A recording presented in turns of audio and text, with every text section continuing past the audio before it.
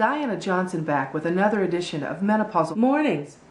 This, the 10th video in our series, is the driving force behind my personal effort to help you unravel the mysteries of your middle ages. Most of the subjects we tackle in our videos are easy to understand and research, even from a layperson's point of view.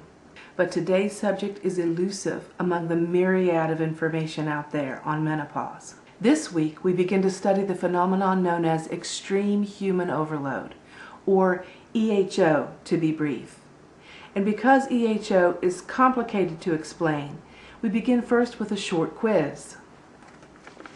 Do you find yourself increasingly uncomfortable in the company of those you usually hold dear? Do you find yourself making up excuses for not attending or prematurely leaving gatherings that you yourself have planned or hosted, even at your own home?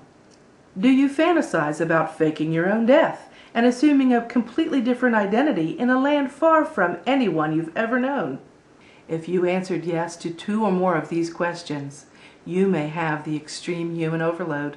Because the many symptoms of this disorder are as diverse as the sufferers themselves, it has been nearly impossible for those in the traditional medical and psychiatric communities to even diagnose. But the one thing that all overloaders have in common is their urge to leave their core group.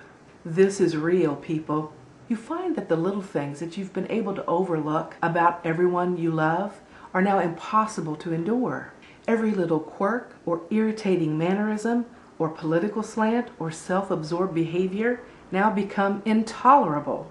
Normally, these things would be acceptable in the people with which we share the most in common, and even in those with whom we have little in common if we're behaving as whole, mature humans. But while in the throes of menopause, whether it's a combination of the discomfort from hot flashes or anxiety over our constipation or the early onset of bad mouth, we may find that our only hope for survival and sanity is to split. If your friends are complaining that they never see you anymore, and your grown kids can't track you down to babysit the grands or host the family cookout, the EHO may have already started to creep into your psyche. This condition causes many women so much pain and angst. Our whole lives have been spent providing that loving, nurturing, I'll always be there for you platform for our children, our parents, our friends, our lovers, our partners, and even strangers in the street. As women, we are programmed to answer that call. But once those hormones start fluctuating, our sensitive natures can erode into a bitter swirl of contempt for those we hold most precious in our tribes.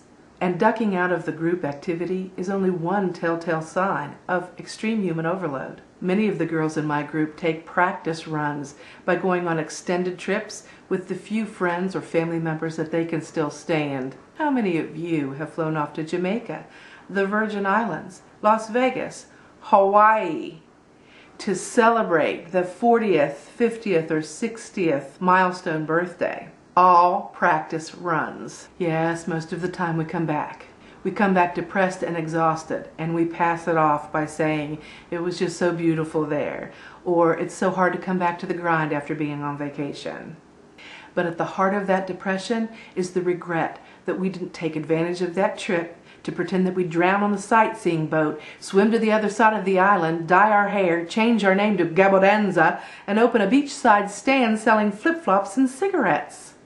Now, most of us can resist this temptation, but still we need to look for a local hideout to cloak ourselves with invisibility on our worst days. And even though this condition has the potential to be so destructive, there has been virtually no research into extreme human overload by the traditional women's health organizations. Until today. Today, I have the honor of introducing you to the work of Deirdre Johnston, ND, PG. That's non-doctrinated professional guesser, from the Johnston & Johnston Institute for Guessing What's Wrong with People, not to be confused with Johnson & Johnson, as they could not afford the T. I've had the privilege of assisting Deirdre in writing the definitive work on extreme human overload, and with any luck we will publish our work and make it available to all who have suffered with this debilitating disorder. Non-Dr. Johnston has graciously allowed me to pre-publish excerpts from our soon-to-be best-selling book, Extreme Human Overload, Is It All Because of Menopause? On my website, allbecauseofmenopause.com. I invite you all to visit the website and peruse these pages to see if it can help you through this tumultuous time, until you can buy the book in its entirety as soon as we land an agent or a publisher. So if you think you may be suffering from EHO, take heart. This new book can help you understand your own issues and help those you love repair the relationships that have been torn apart by extreme human overload. I hope you can muster some compassion in your heart and peace in your mind. And I hope you'll return next Monday for more peace, love in menopause.